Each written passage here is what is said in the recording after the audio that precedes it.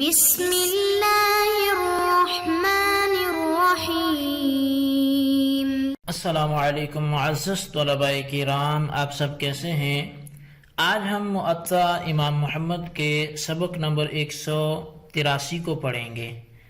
آج کے ہمارے سبق کا عنوان ہے مکے میں مسلح ہو کر داخل ہونے کا بیان۔ آج کے سبق میں ہم اس حوالے سے پڑھیں گے کہ مکہ مکرمہ میں احادیث ہمیں بتاتی ہیں کہ نبی علیہ السلام کچھ اسلحہ یعنی کچھ ایسا سامان کہ جو جنگ میں استعمال کیا جاتا ہو اسے لے کر آپ داخل ہوئے، یا اس حوالے سے اگر کوئی داخل ہوتا ہے تو شرعی نقطہ نظر سے اس کا کیا حکم ہے۔ تو باب دخول مکہ بسلاح، کہ یہ باب ہے مکے کے اندر اسلحہ لے کر داخل ہونے کے حوالے سے۔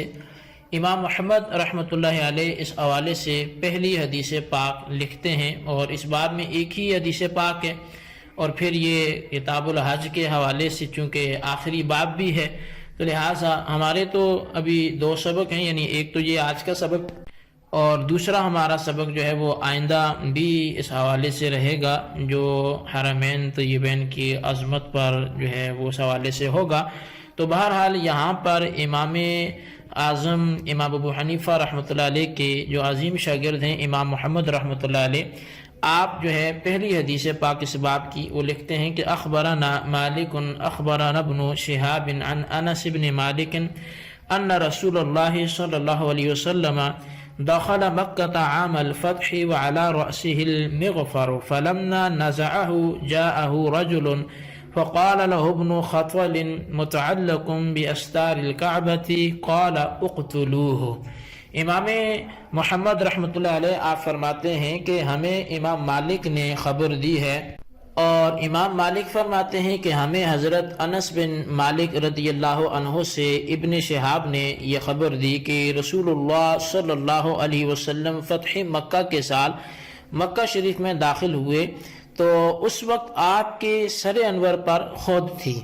پس جب آپ نے سر انور سے اسے اتارا تو ایک شخص حاضر ہوا اور عرض کرنے لگا یا رسول اللہ، ابن خطل یہ کعبے کے غلاف سے چمٹا ہوا ہے، تو اس کے بارے میں آپ کا کیا حکم ہے؟ تو آپ علیہ السلام نے فرمایا کہ اسے قتل کر دو۔ قال محمد ان النبی صلی اللہ علیہ وسلم دخل مکہ حین فتحها غیر محرم ولذلك دخل وعلى رأسه المغفر وقد بلغنا انه حين احرم من حنین قال هذه العمرة لدخول مكة بغير إحرام يعني يوم الفتح، فكذلك الأمر عندنا من دخل مكة بغير إحرام فلا بد له من أن يخرج فيهل بعمرة أو بحجة لدخول مكة بغير إحرام، وهو قول أبي حنيفة والعامة من فقهائنا۔ امام محمد رحمۃ اللہ علیہ حدیث پاک کے بعد مذہب احناف کو احادیث کی روشنی میں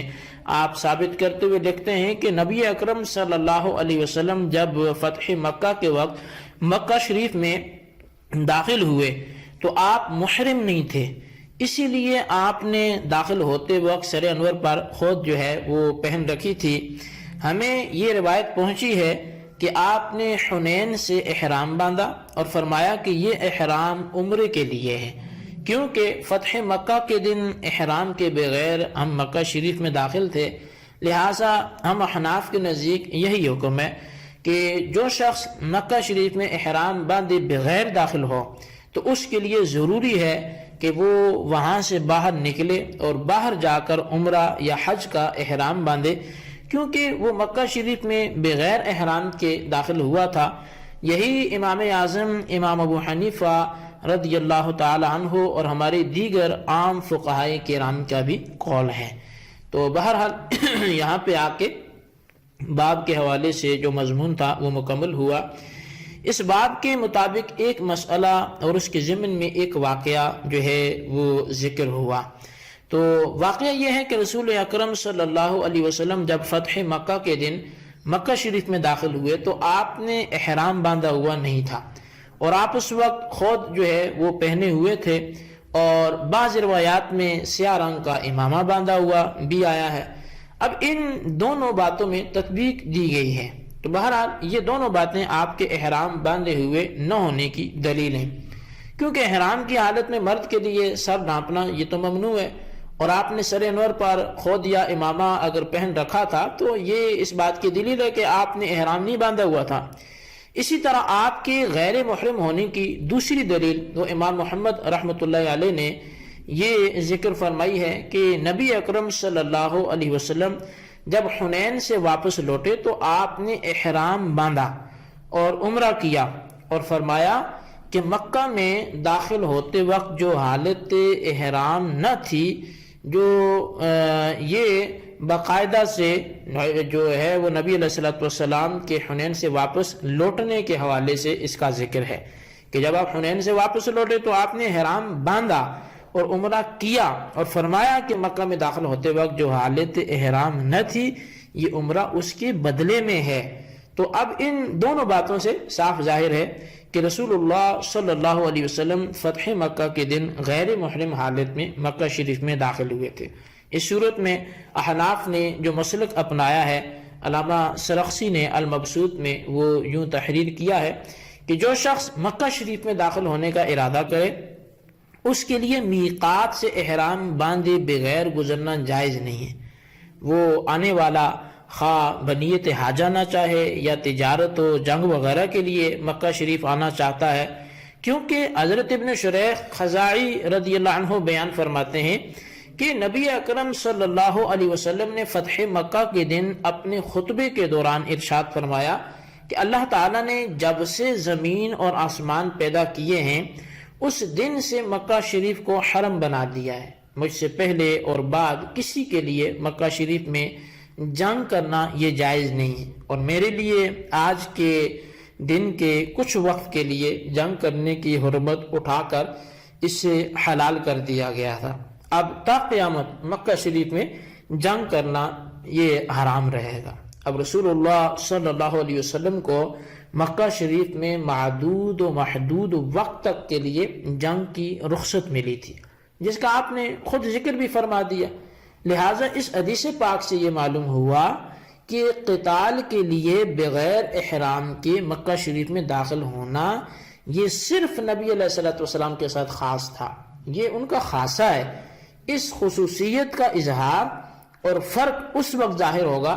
جب کوئی دوسرا شخص احرام باندھے بغیر مکے میں داخل نہ ہو سکے۔ یہ المبسوط کے حوالے سے میں نے آپ کے سامنے ذکر کیا۔ تو اس سے معلوم یہ ہوا کہ مکہ شریف میں داخل ہونے کے لیے احرام ضروری ہے، اور بغیر احرام باندھے داخلہ یہ صرف اور صرف رسول کریم صلی اللہ علیہ وسلم کے لیے مخصوص تھا، آپ کے علاوہ کسی دوسرے کے لیے اس کا قطعاً جواز نہیں ہے۔ لیکن یہاں امام شافعی رضی اللہ عنہ فرماتے ہیں کہ مکہ شریف میں احرام باندھے بغیر داخل ہونا مطلقاً جائز ہے۔ وہ اسی حدیث سے استدلال فرماتے ہیں اور اسے نبی اکرم صلی اللہ علیہ وسلم کی خصوصیات میں شامل نہیں فرماتے۔ علامہ بدر الدین عینی رحمۃ اللہ علیہ نے احناف کا مسلک اور امام شافعی کے استدلال کا جواب وہ عمدۃ القاری شرح صحیح البخاری میں کچھ اس طرح سے آپ نے دیا ہے۔ آپ فرماتے ہیں کہ امام شافعی کے استدلال کا جواب یہ دیا گیا ہے کہ رسول اللہ صلی اللہ علیہ وسلم کا مکہ شریف میں بغیر احرام کے داخل ہونا آپ کے لیے کچھ وقت کے لیے حلال کر دیا گیا تھا، اور اسی طرح قتال کے لیے مکہ شریف میں داخل ہونا یہ دونوں باتیں صرف آپ کے لیے حلال کی گئی تھیں۔ آپ کے بعد مکہ شریف کی حرمت وہ قیامت تک کے لیے پھر بحال ہو گئی ہے، لہٰذا اب کسی کے لیے احرام باندھے بغیر مکے میں داخل ہونا خواہ کسی بھی غرض کے لیے ہو یہ جائز نہیں ہے۔ دوسرا مسئلہ جو امام محمد رحمۃ اللہ علیہ نے ذکر فرمایا، یعنی یہ کہ نبی علیہ الصلوۃ والسلام نے فتح مکہ کے وقت بغیر احرام باندھے داخل ہونے کے بدلے میں فتح حنین کے بعد احرام باندھ کر عمرہ ادا کیا۔ مکہ یعنی مکہ شریف میں داخل ہوتے وقت غیر محرم حالت میں دخول کی قضا ادا فرمائی۔ اس مسئلے کے متعلق ایک قانون یا ضابطہ وہ بھی سمجھ لیں چونکہ وہ ضروری ہے جسے امام محمد رحمۃ اللہ علیہ کے حوالے سے المبسوط میں ذکر کیا گیا ہے۔ وہ قانون اور ضابطہ یہ ہے کہ کوئی شخص کسی حاجت کے لیے جب مکہ شریف میں احرام کے بغیر داخل ہوا تو اس پر حج یا عمرہ کوئی ایک لازم ہو جاتا ہے۔ اب یہی شخص اگر وقت کے اندر یعنی اسی سال لوٹ آیا اور اسلامی فرضی حج کے لیے احرام باندھ کر وہ داخل مکہ ہوا اور حج کر لیا تو یہی حج اس کا یہ جو ہے وہ حج بدل ہو جائے گا۔ اور اگر اس نے پہلی مرتبہ بغیر احرام باندھے داخل ہو کر مکہ شریف میں ہی قیام کیا یہاں تک کہ سال گزر گیا، اب دوسرے سال اسلامی حج کے لیے احرام باندھتا ہے اور حج کرتا ہے تو یہ اس پہلے سال کا بدل نہیں بنے گا، بلکہ اب اس پر اس پہلی مرتبہ احرام کے بغیر داخل ہونے کے بدلے میں حج یا عمرہ کرنا یہ لازم ہو جائے گا۔ اور اگر کسی نے میقات کو احرام باندھے بغیر عبور کر لیا پھر حج کا احرام باندھ لیا تو اس سے وہ دم ساقط ہو جائے گا جو میقات سے احرام باندھے بغیر گزرنے کی وجہ سے لازم ہوا تھا۔ اسی طرح ایک شخص میقات سے احرام باندھے بغیر گزر گیا پھر دوسرے میقات پر آ کر احرام باندھا تو یہ کفایت کر جائے گا، لیکن بہتر یہ ہے کہ جس میقات سے احرام باندھے بغیر گزرا تھا اسی سے آ کر احرام باندھے۔ یہ مبسوط کے اندر جو امام محمد رحمۃ اللہ کے حوالے سے لکھا گیا وہ میں نے آپ کے سامنے عرض کیا۔ تمہارا میقات سے احرام باندھے بغیر گزرنا یہ ایک جرم ہے، اس کی تلافی کی مختلف صورتیں امام محمد رحمۃ اللہ علیہ نے خود ذکر فرمائی ہیں۔ تو رسول اللہ صلی اللہ علیہ وسلم نے فتح مکہ کے دن بغیر احرام باندھے مکہ شریف میں دخول فرمایا۔ آپ کا مکہ شریف میں آنا یہ 8 سن ہجری رمضان المبارک کے 20 تاریخ کو ہوا اور اسی سال یعنی 8 ہجری میں آپ نے 5 شوال کو احرام باندھ کر پہلا عمرہ وہ قضا فرمایا۔ اسی لیے ائمہ مجتہدین وہ فرماتے ہیں کہ بغیر احرام داخل ہوئے اور اگر وہ سال گزر جائے تو پھر دوسرے سال قضا کی جگہ دم ہی دینا پڑے گا۔ تو بہرحال یہ ہمارا سبق تھا، اس کو اچھی طرح سمجھیں، اس کے خلاصے کو اپنے رجسٹر پر ضرور لکھیں۔ اللہ تبارک و تعالیٰ سے دعا ہے جو کچھ ہم نے پڑھا سنا اسے یاد رکھنے کی توفیق نصیب فرمائے، آمین بجاہ النبی الامین صلی اللہ علیہ وسلم۔